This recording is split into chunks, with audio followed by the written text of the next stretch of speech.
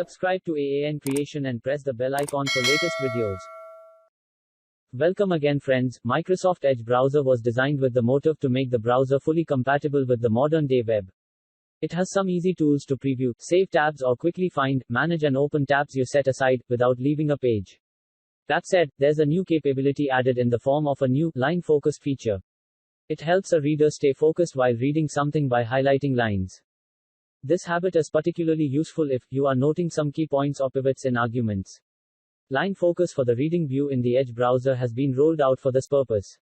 In this video, you'll learn the steps to enable line focus in Microsoft Edge Chromium. Use these steps to enable. First, open Microsoft Edge Chromium and enable the reading view feature. Next, select the paragraph and right-click and select the immersive reader option.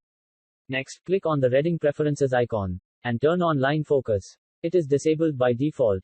Below the toggle switch option, select 1, 3, or 5 lines you want to highlight in the reading view.